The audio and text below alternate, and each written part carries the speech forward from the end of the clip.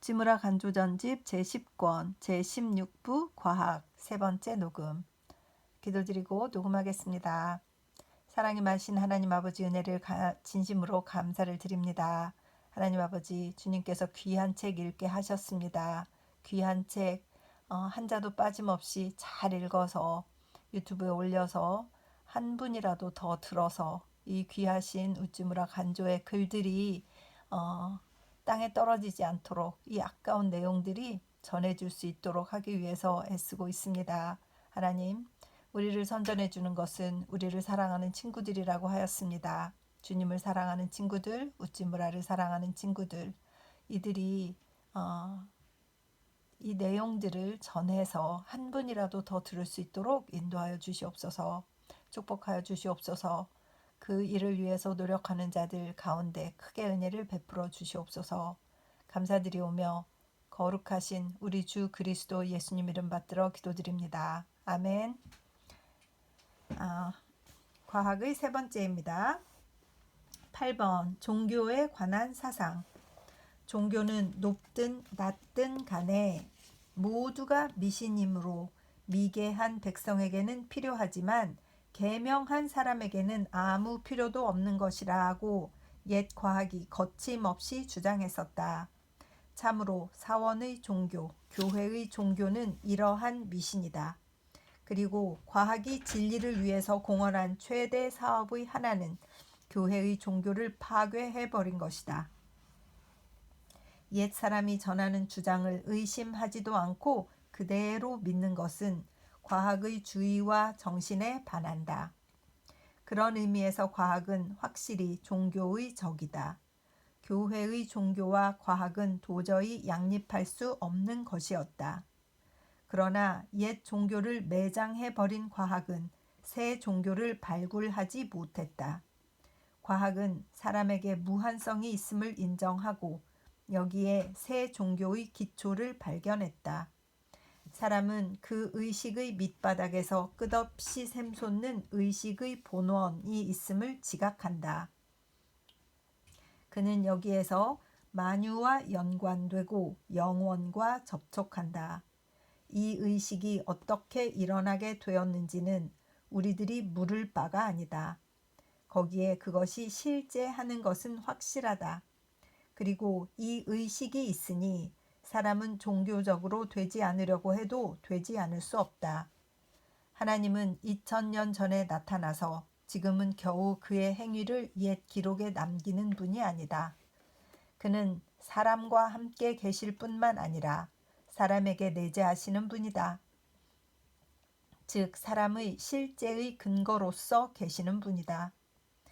하나님을 높은 하늘에서 찾고 또는 때의 시작에서 찾아도 발견할 수는 없다.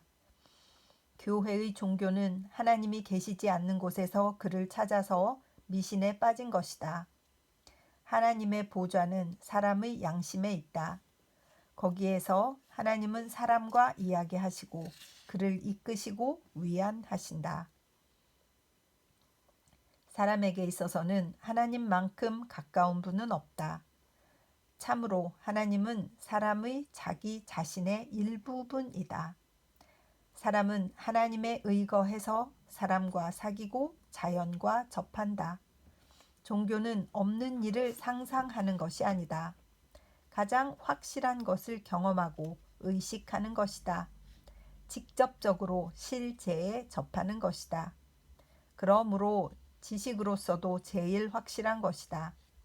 예수 그리스도는 자기를 버리고 떠나려는 제자들에게 말씀하셨다. 보라, 너희가 다 각각 제 곳으로 흩어지고 나를 혼자 둘 때가 오나니 벌써 왔도다. 그러나 내가 혼자 있는 것이 아니라 아버지께서 나와 함께 계시느니라. 요한복음 16장 32절. 함께 계시다는 말은 내재하신다는 뜻이다. 곁에 서신다와 같은 의미가 아니라 안에 계신다는 뜻이다. 그리고 그리스도뿐만 아니라 모든 사람에게 있어서 아버지는 진정 그 안에 내재하시는 분이다. 안에 계신 아버지이신 하나님에 비하면 제일 친한 친구도 남이다. 나와 함께 하시는데 그치지 않고 나를 포옹하시는 분, 나를 포옹하는데 그치지 않고 나와 연관하시는 분. 그는 나를 너라고 부르시지만 그 목소리를 바라는 분은 내 안에 계시는 분. 그것이 아버지이신 하나님이다. 아브라함의 하나님이며 또한 나의 하나님이다. 천지의 창조주이시고 또 나의 근거이시다. 과학은 이러한 하나님의 존재와 행동을 부정할 수 없다. 사람의 제일 깊은 경험으로서 종교는 과학보다도 확실한 것이다. 과학은 옛 종교를 파괴한 후에 이제 다시금 새 종교의 시녀가 되어가고 있다. 9. 그리스도에 관한 사상. 그리스도는 하나님의 외아들로서 사람이 아니라 하나님이라고 옛 신학은 말했다. 아니, 그리스도는 사람이며 우리와 다를 것이 아무것도 없는 사람이라고 옛 과학자는 말했다. 그러나 새 과학이 낳은 새 사상은 말하기를 그리스도는 참으로 사람이다.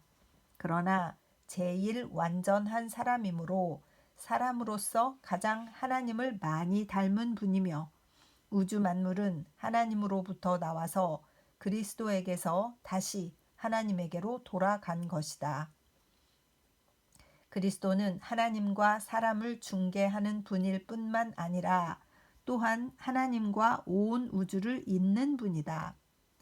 하나님이 그리스도로 말미암아 만물을 속량하셨다는 것은 이것을 말하는 것이다. 하나님은 우주로 그리스도를 낳으셨다. 그리스도는 우주의 최대, 최선, 최미의 것이기 때문에 그런 의미에서 하나님의 외아들이다. 온 우주에서 그를 맞설 존재는 없기 때문이다. 그리스도만이 홀로 신성하시고 인류와 만물은 모두 불결하다는 것이 아니다.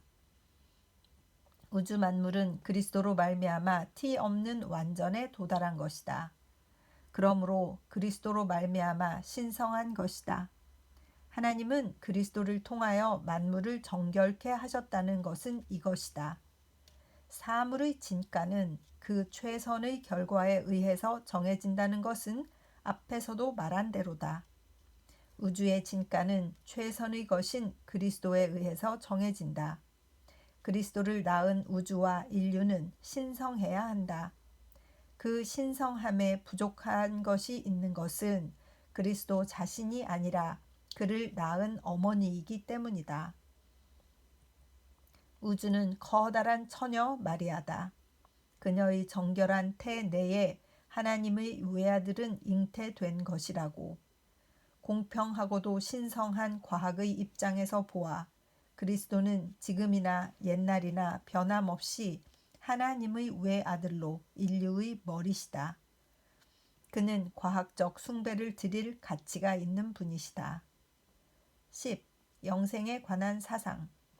우주에 나타난 모든 현상을 보면 내세의 존재를 믿지 않을 수 없다. 유구한 이 우주에 끝이 있다는 것은 아무래도 믿어지지 않는다.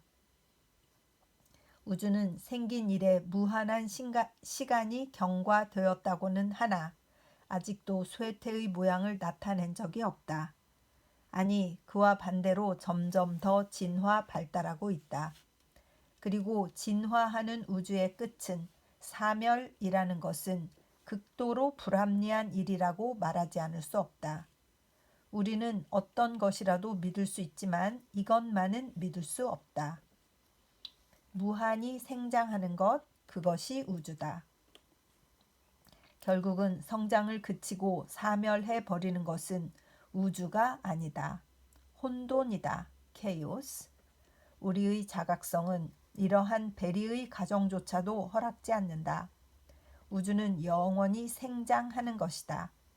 그러면 무엇으로 그 생장을 계속하는가 하면 최상의 생산품인 사람으로 계속하는 것이다. 마치 나무는 그 열매로 생장을 계속하듯이 우주는 그의 최선 최후의 열매인 인류로서 생장을 계속한다.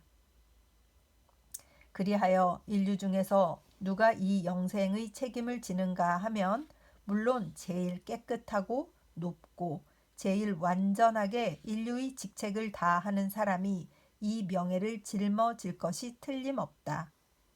그리고 누가 제일 완전하게 인류의 특성을 발휘했는가 하면 예수 그리스도 그분인 것은 만인이 인정하는 바다. 우주는 그리스도로 말미암아 성장을 계속할 것은 우리들의 상식으로 보아도 명백하다. 그리고 인류 가운데에 그리스도의 마음을 마음으로 하는 사람이 있으면 그 사람도 또한 그와 함께 성장을 계속할 특권을 가지고 있다. 그리스도는 말씀하셨다. 살아계신 아버지께서 나를 보내심에 내가 아버지로 인하여 사는 것 같이. 요한복음 6장 57절. 과학은 여기에 응하여 말한다. 살아계신 아버지가 만드는 살아있는 이 우주는 당신을 낳았다. 우주에 의해서 당신은 한없이 살리라. 영생은 하나님 쪽에서 보아도 또 우주 쪽에서 보아도 확실하다. 이 살아있는 우주가 있는 한은 괄호 열고 그리고 그것이 없어질 때가 있으리라는 것은 우리가 상상할 수도 없다. 괄호 닫고. 영생은 의인과 성인에게 있어서는 무엇보다도 확실하다. 나는 맑은 겨울 하늘에 오리온성이 부등사 변형의 모양으로 궁창에서 반짝이는 것을 보고 또 석양이 걸린 서편 하늘에 후지산의 봉우리가 순백의 쇼를 어깨에 걸치고 그 꼭대기에 황금 빛을 비치는 것을 바라보고 나를 위해 예비된 빛의 나라를 생각하지 않을 수 없다. 요는 내가 우주에서 최선 최상의 사람으로서의 직책을 완전히 다 하느냐 못하느냐에 있다. 그리스도 안에서 그 직책을 다하면 나의 미래 영생은 산이 우뚝 선 것 같이 확실하다. 별이 반짝이는 것처럼 명백하다. 1910년 1월 성서지 연구. 저는 이 부분을 읽으니까 내용이 어렵기는 합니다만 갑자기 이런 생각이 드는 거예요. 지금 여기 마지막 부분에 우찌무라 선생님께서 이렇게 지적하셨잖아요. 요는 내가 내 직책을 다 하느냐 못하느냐에 달려있다 이런 말씀을 하셔서 어쩌면 이 악한 세력 사탄은 인간들로 하여금 이 직책을 다 하지 못하게 하려고 그래서 우리로 하여금 자꾸 부정적인 생각을 주고 자꾸 이 지구는 끝날 거야. 이 우주는 끝날 거야. 이런 생각을 하지만 이 갤럭시에 태양계가 몇억 개가 있다고 하잖아요. 태양계로 보여지는 이 사이즈의 이 흐름이 갤럭시에 태양계가 수억 개가 있다 이렇게 말을 하는 것을 들었거든요. 이 역할을 다 하신 분들은 다른 대우를 받는 것이 맞을 것 같은 거예요. 우리처럼 생각 없이 살고 그저 먹고 사는데 치중해서 그저 겨우 구원이나 얻으려고 하는 사람과 하나님께서 다르게 대우하실 것 같은 거예요. 어딘가 하나님께서 만들어 놓으신 우리가 알지 못하는 곳에 이 귀하신 분들이 가지 않을까? 과연 나도 갈 수 있을까? 이런 생각이 들고 나의 직책을 다하는 것은 무엇인가 하는 생각이 드는 거예요. 문득 겁이 나는 거예요. 물론 예수 그리스도의 십자가의 보혈로 우리가 천국에 간다 하는 이 확실한 진리는 우리에게 있지만 이런 사명감, 이런 위대함을 가지고 산 사람과 인생을 낭비하고 정말 인간이라는 것 외에는 짐승과 다를 바 없이 사는 사람들과 같은 대우를 하실까? 이런 생각이 들어서 이 위대하신 우찌무라 간조 또 이분이 추구하신 더 위대하신 그 과학자들 또 과학을 통해서 하나님을 발견해낸 예수 그리스도의 위치를 찾아낸 이 위대한 사람들이 있어서 기독교가 이렇게 위대한 것이로구나 해서 막 자부심이 뿜뿜해지는 것 같습니다. 그리고 더욱더 한 걸음이라도 더 열심히 하루에 1분이라도 조금 더 잘 살면서 나의 직책을 무엇이라도 하는 것, 그것이 나에게 남아있는 인생의 듀티로구나, 깨달음이로구나 라는 생각이 들어서 마음이 조금 무거워지는 어떻게 다 살아야 되지? 또 아이디어가 나와야 될 텐데 이런 생각이 드는 거예요. 형제 자매님들은 어떤 생각들을 하시는지, 주어진 생명을 가지고 사는데 사람으로서 직책을 다하고 사시는지, 그렇다고 믿고 계시는지 궁금합니다. 계속 읽겠습니다. 이학과 신앙. 나는 빛도 짓고 어두움도 창조하며 나는 평안도 짓고 환난도 창조하나니 나는 여호와라. 이 모든 일을 행하는 자니라. 이사야서 45장 7절. 성읍에서 나팔을 불게 되고야 백성이 어찌 두려워하지 아니하겠으며 여호와의 시키심이 아니고야 재앙이 어찌 성읍에 임하겠느냐. 아모스 3장 6절. 우리가 알거니와 하나님을 사랑하는 자 곧 그 뜻대로 부르심을 입은 자들에게는 모든 것이 합력하여 선을 이루느니라. 로마서 8장 28절. 모든 일은 두 가지 방면에서 해석할 수가 있습니다. 이것을 자연적으로 해석할 수 있습니다. 또한 신앙적으로 해석할 수 있습니다. 여기에는 학자의 관점이 있습니다. 신자의 관점이 있습니다. 원인 결과의 법칙에 의한 자연의 사건으로 볼 수 있습니다. 또 하나님의 뜻에서 나온 섭리로 볼 수 있습니다. 그리고 학자의 입장에서 보면 신자의 관점은 미신처럼 보입니다. 신자의 입장에서 보면 학자의 관점은 불신처럼 보입니다. 이 둘은 어느 것이 진리일까요? 우리들은 방황하지 않을 수 없습니다. 그러나 사물을 대할 때 우리는 이 두 가지 관점을 모면할 수 없습니다. 이 세상의 만사는 자연적으로 일어납니다. 비록 그리스도의 기적이라고 하더라도 이것을 자연 현상으로 볼 수 있습니다. 사물을 자연적으로 해석하려는 것은 결코 불신의 행위는 아닙니다. 이것은 사람으로서 부득이한 일인 것입니다. 이 세상은 도리의 세상입니다. 그러므로 도리에 맞지 않는 일이 있을 리 없습니다. 바람은 제 마음대로 부는 것이 아닙니다. 불만한 여유가 있어서 부는 것입니다. 만사는 도리로 설명되어야 합니다. 이렇게 볼 때에 종교도 신앙도 없는 것이 됩니다. 사람은 모두 학자가 되어 하나님을 의지하거나 그의 뜻을 찾을 필요는 전혀 없어집니다. 그런데 사람은 신앙을 버리고 싶어도 버릴 수 없습니다. 경이, 원더는 사람의 타고난 성품으로서 이것 때문에 미술도 있고 시도 있고 노래도 있는 것입니다. 자연은 신비하지 않은 듯 하면서도 제일 신비합니다. 만물에 설명이 붙어도 거기에 대한 경탄의 마음은 조금도 줄어들지 않습니다. 그 반대로 더 많아집니다. 뉴턴이나 패러디와 같은 학자가 제일 신앙이 깊은 것입니다. 이 일 자체가 가장 신비한 일입니다. 우주도 인생도 설명할 수 있으나 설명할 수 없고 지식 위에 신앙의 여지가 있고 가장 당연한 일이 가장 신비하고 사람은 상식으로 만사를 판단하면서 신앙으로 걸어가야 한다는 이것이 인생인 것입니다.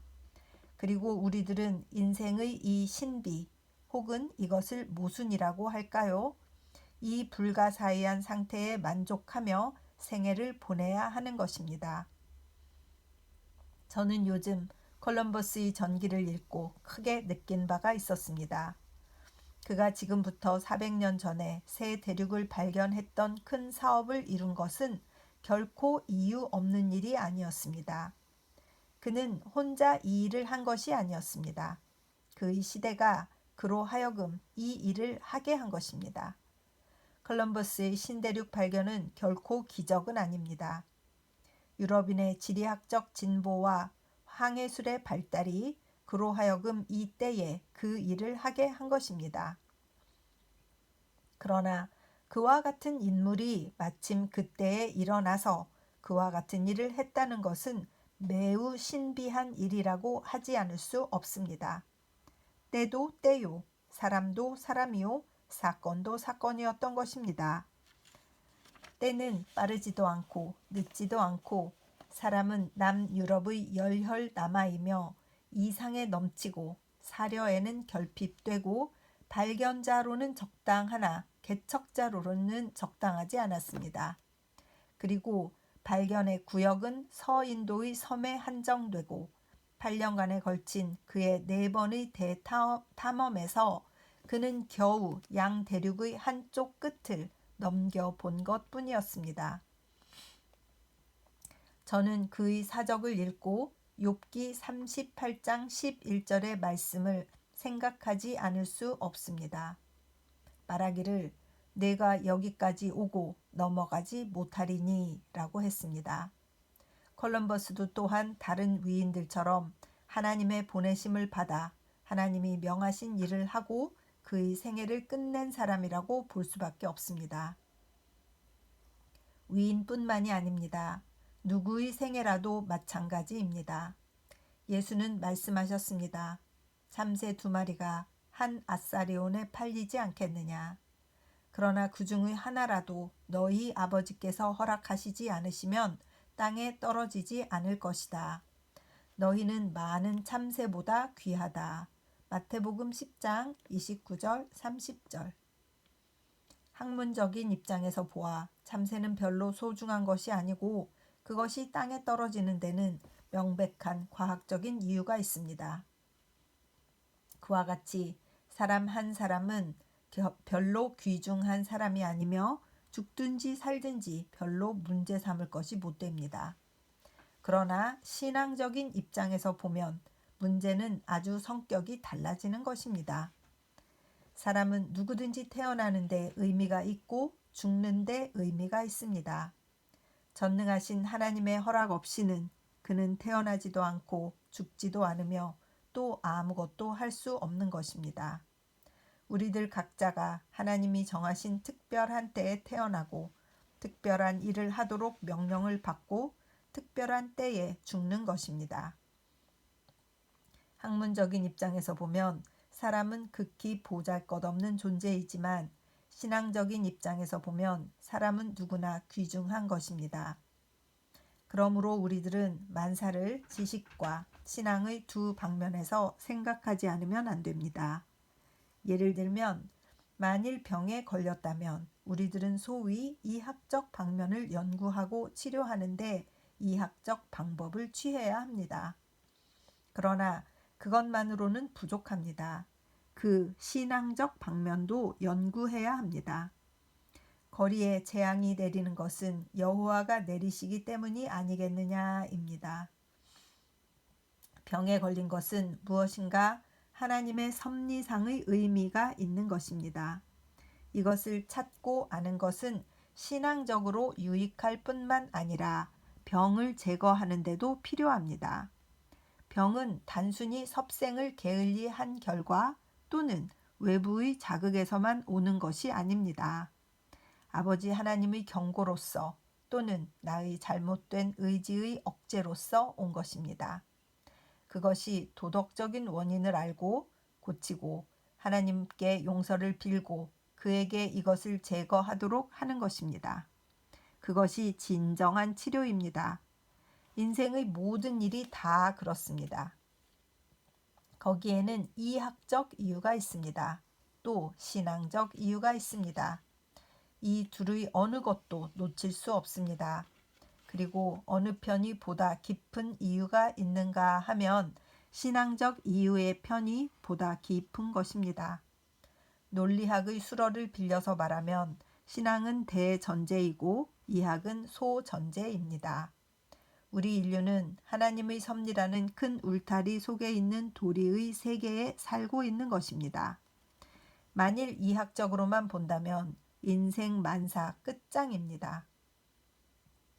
일본은 인구가 조밀하기 때문에 국민은 머지않아 발붙일 곳이 없어집니다.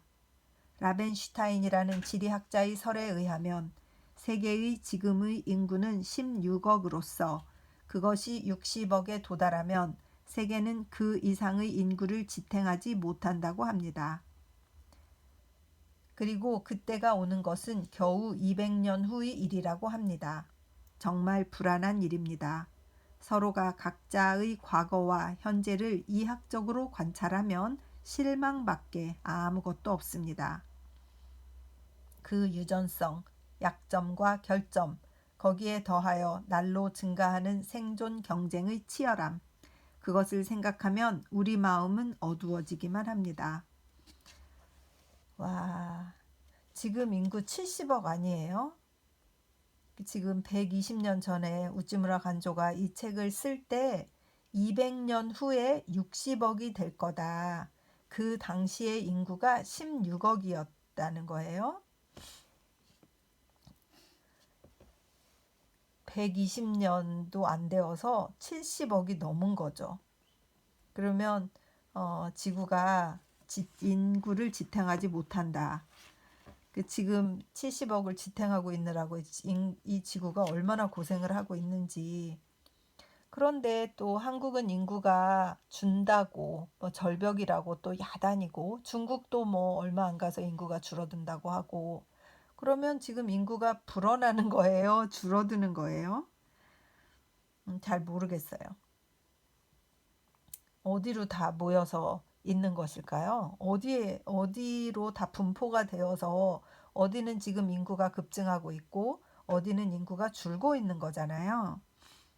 이 균형이 또 어디로 어떤 변화가 있을까? 어떻게 진행이 될까? 이런 생각이 들고 인구가 줄어드는 나라에 인구가 많은 나라에서 막 또 이민으로 오고 섞여서 살게 됨으로써 새로운 그 인종들이 많이 나오고 그들로 인해서 세상이 또 유지되고 또 인구가 늘고 줄고 하는 것일까? 이런 생각도 하게 되는 것 같고 그래서 이렇게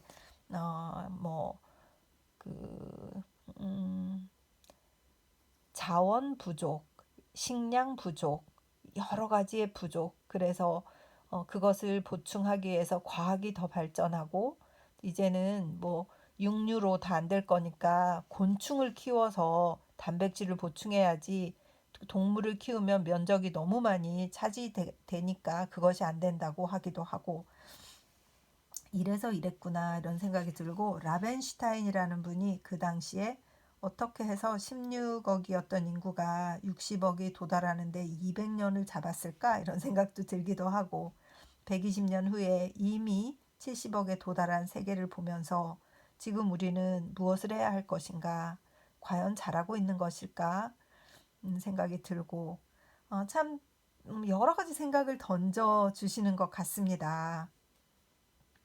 계속 읽겠습니다. 그러나 이학의 지시 이상으로 신앙의 고지가 있습니다.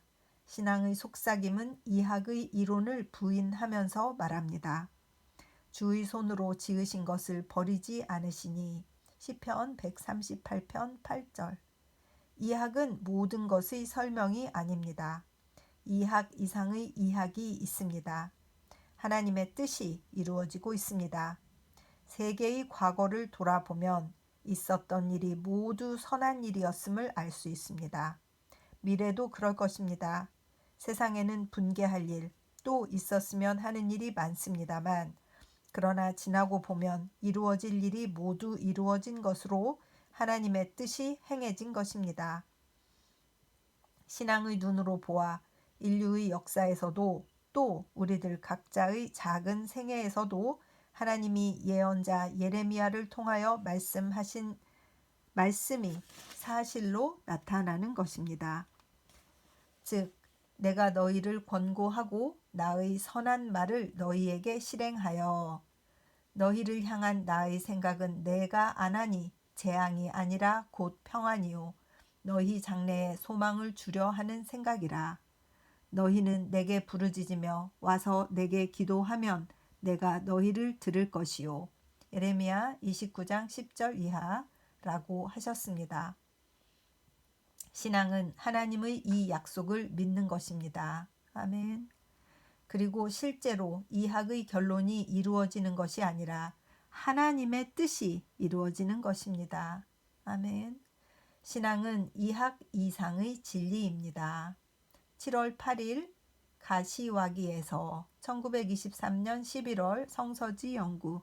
지금이 2021년이니까 100년이 안 됐는데 70억이 되었네요. 엄청난 인구가 늘긴 늘었네요. 그죠?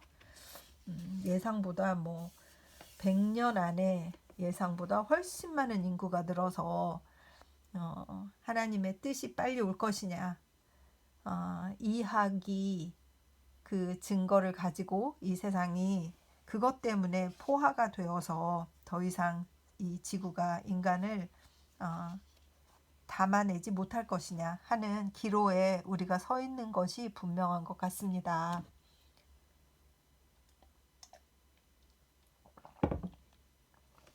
진화론. 나는 하나님의 존재를 인정하지 않는 진화론은 믿지 않는다. 물론 그런 것을 믿지 않는다. 그러나 진화가 있는 것은 확실하다. 진화는 어떤 계획의 점차적인 발전이다. 하나님은 하루에 우주를 만드시지 않으셨다. 학자들의 설에 의하면 지구가 인류의 주소로 준비되기까지는 4억 년 내지 5억 년을 경과했을 것이라는 것이다. 그렇다고 가정하라. 그래서 지구는 그만큼 나에게는 귀중하다. 만일 하나님이 사람에게 나타나셔서 그의 이름을 찬미하기까지 5억 년이 기다리셨다는 것이니 우리도 또한 우리들의 일이 열매를 맺히기까지는 온 생애를 기다릴 일이 아니겠는가. 진화, 나에게 있어서는 이것은 위안이 가득 찬 진리다. 나는 진리의 씨를 땅에 던지고 영원히 그 성장을 기다린다. 그리고 그것 역시 언젠가는 진화하고 즉 발전하여 아름다운 꽃과 맛있는 열매가 되어 나타날 것을 믿고 의심치 않는다. 진정 그렇다. 나도 진화론자의 한 사람이다. 1922년 7월 성서지 연구. 진화론과 기독교. 진화론과 기독교는 상반하여 하나를 믿으면 다른 하나를 배척하지 않을 수 없다고 주장하는 사람이 있다는 말을 듣고 나는 놀라지 않을 수 없다. 그것은 지금부터 200년 전에 민주주의와 기독교는 상반된다고 언쟁했던 사람이 있었던 것과 똑같다. 물론 진화론자 중에 무신론자가 있는 것은 의심하지 않는다. 그러나 진화론은 반드시 무신론적으로 해석할 것은 아니다. 민주주의가 승리를 얻고 기독교가 멸망하지 않았을 뿐만 아니라 오히려 세력이 더해진 것처럼 진화론을 지식인들이 모두 받아들인다고 해서 기독교는 넘어지지 않는다. 아니, 보기에 따라서는 진화론을 채용했기 때문에 기독교는 점점 더 기초를 굳게 한다고 말할 수 있다. 여기에 흥미있는 역사적 사실이 있다. 다윈이 처음으로 그의 종의 기원을 공개하고 비난, 공격이 사방에서 일어났을 때에 처음으로 그의 주장을 찬성한 것이 누군가 하면 영국에서 당시의 제1류의 무액과 의사이고 모든 학술에 통달했다고 일컬어졌던 조나단 허친슨이었다. 이 대학자는 유명한 퀘이커였고 신앙과 학술로 세상에 알려졌던 사람이었다. 다윈이 영국의 학계에서 처음으로 얻은 그의 자연 도태론의 찬성자는 이 기독교적 자연자 해친슨이었다고 한다. 이것으로 진화론이 그 원리에 있어서 기독교의 근본 의에 반하는 것이 아닌 것임을 알 수 있다. 진화는 하나님이 만물을 만드시고 이것을 지지하시는 방법이라고 보면 그만이다. 성서는 창조의 결과에 대해서 말하는 것이지 그 수단이나 방법에 대해서 논하는 것은 아니다. 여호와 하나님이 흙으로 들의 모든 짐승과 하늘의 모든 새를 지으셨느니라 하는 창세기의 기사는 조금도 진화론에 위배되지 않는다. 생물은 모두 흙에서 나서 흙으로 돌아간다. 어떻게 해서 생명이 흙에서 났는가? 그 순서 방법을 연구하는 것이 생물학이다. 진화론은 창조 설명의 하나에 지나지 않는다. 그리고 창조의 원인과 목적에 대해서 가르치는 기독교는 그 설명 여하에 의해서 흔들리지 않는다. 진화론은 대체적으로 진리처럼 보인다. 그러나 기독교는 진화론에 의하든 의하지 않든 진리다. 지금은 이 둘의 반대론을 논할 때가 아니다. 진리는 진리로서 그 실현을 도모해야 한다. 1922년 11월 성서지 연구. 두 가지 진화론. 진화론에는 두 가지가 있다. 무신적 진화론과 유신적 진화론이다. 무신적 진화론은 천지가 그 스스로의 힘으로 보다 큰 능력과 지혜의 지도 없이 무한히 진화한다고 말하는 것이다. 여기에 대하여 유신적 진화론은 말하기를 자연에는 그 자체를 발달시킬 능력이 없다. 자연 자체가 자동체가 아니라 수동체다. 진화는 하나님이 만물을 만드시는 방법이라고 한다. 그런데 다윈 자신이 무신론적 진화론자가 아니라 유신론적 진화론자였다. 종의 기원의 마지막 한마디가 이것을 증명하고도 남는다. 그는 조물주에 의해서 생명이 수개 또는 한 개의 종류에 불어 넣어져 그것이 진화하여 갖가지의 생물이 되었다고 말하고 그래서 조물주를 찬양하고 있다. 또 다윈과 거의 동시에 자연 도태를 주장한 윌리스는 어느 점에 있어서는 다윈 이상의 학자이며 확실히 그보다 더 신앙이 있다. 그 밖에 미국 제1의 식물학자 아사 그레이, 진화 철학자 존 휘스크, 지질학자 르콘트 등은 모두 진화론자이면서 열심히 믿는 크리스천이었다. 내가 보기에는 스펜서 자신이 결코 비기독교적 유물론자가 아니다. 그의 열렬한 반전론자이고 현대 문명의 저주자인 것을 보아도 그의 신앙이 무엇인가를 추측할 수 있다. 그 밖에도 유력한 진화론자이면서 경건한 유신론자인 사람은 헤아릴 수 없이 많다. 다만 불행히도 다윈의 제자면서도 그의 경건이 없는 사람이 많았다. 영국에서는 헉슬리가 영국 국교회의 압박을 노하여 그 교의에 대항하여 진화론을 주장하고 독일에서는 헤겔이 공공연하게 무신적 진화론을 외쳤다. 참 하나님을 싫어하는 이 세상 사람들은 유신론보다도 무신론에 더 귀를 많이 기울이기 때문에 후자의 소리는 전자의 소리보다 더 크게 들릴 뿐이다. 만일 독자가 과학 대계의 저자 아서 톰슨의 저서로 진화론을 배운다면 그들은 근대 진화론이 무엇인가 하는 것과 같이 하나님의 존재를 인정하면서도 깊은 진화론자가 될 수 있는 길을 배울 것이다. 진화론을 받아들인다고 해서 기독교를 버릴 필요는 조금도 없다. 1923년 2월 성서지 연구. 진화론에는 두 종류가 있다. 진화론에는 두 가지가 있다. 무신적 진화론과 유신적 진화론이다. 천지 만물은 스스로 혼자서 진화해 간다는 것이 전자이며 하나님은 진화의 순서 법칙에 따라서 만물을 만드시고 완성하신다는 것이 후자이다. 그래서 진화론은 절대적으로 무신론적이라고 하는 것은 잘못이다. 하나님의 존재와 활동을 굳게 믿는 입장에 서서 진화론을 유지할 수가 있다. 진화론을 주장하는 사람이 모두 무신론자라고 하는 것도 잘못이다. 다윈 자신이 결코 무신론자가 아니었다. 또 그와 동시에 자연 도태설을 주장한 윌리스는 노년에 이르기까지 경건한 유신론자였다. 헉슬리와 스펜서는 교회의 적이었던 것이 확실하나 하나님과 기독교의 적이 아니었던 것도 또한 확실하다. 그들이 국교회가 세력을 떨치는 영국에 태어나지 않고 신앙의 자유가 있는 일본에 태어났더라면 기독교 괄호 열고 사실은 교회 괄호 닫고를 반대하지 않았을 것이라고 믿는다.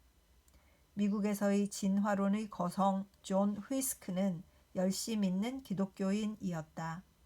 또 학구적인 면에서 조금도 다윈에 뒤지지 않았던 아서 그레이도 미국의 학자였으나 독실한 기독교 신자였다.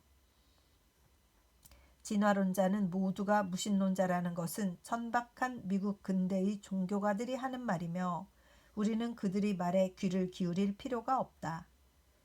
진화론에 이론상의 많은 결점이 있는 것은 진화론자 자신이 인정하는 바다. 만일 이론상으로 말하면 유신론도 결점이 많다. 진화론도 유신론도 사람이 보는 천지 만물에 대한 견해로서 여기에 결점이 있는 것은 어쩔 수 없는 일이다. 그러나 사람인 이상 그는 만물의 설명을 시도하지 않고서는 배견하지 못한다. 진화론 역시 이러한 시도의 하나다. 혹은 맞을지도 맞지 않을지도 모른다. 그러나 가장 좋은 설명을 시도하는 것은 이지의 성품을 갖춘 사람에게 허락된 특권이다. 진화론을 전반적으로 불신이라든가 무신론이라면서 배척하는 사람은 학문 그 자체를 배척하는 사람이다. 대체적으로 영국의 신자는 미국의 신자보다도 이 점에 있어서 훨씬 낫다. 영국의 빅토리아 학회의 연보 53 책을 손에 들고 보아서 나는 영국의 기독교인이 진화론을 잘 받아들이는데 놀라지 않을 수 없다. 영국 기독교계의 지식인들은 이제 진화론을 기독교의 적으로 보지 않는다. 그 결점을 지적하는데 주저하지 않는다고 하나 그 논점 중 받아들일 것은 거침없이 받아들인다. 우리들도 이 점에서는 영국인을 따라야 되겠다. 1924년 10월 성서지 연구. 진화론은 과연 진리인가? 다윈, 윌리스, 헉슬리의 이름에 대해서 모든 존경을 표시하며 나는 묻고 싶다. 진화론은 과연 진리인가 하고 진화론은 아직도 사실로 증명되지 않은 설이 아닌가? 우리는 학자로서 학설을 진리로 받아들일 권리가 있는가?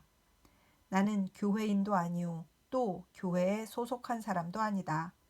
그러나 생명을 제일 높은 모습에서 관찰하여 나는 믿지 않을 수 없다. 생명이 만일 무엇이라고 한다면 그것은 자발적인 것이라는 것을.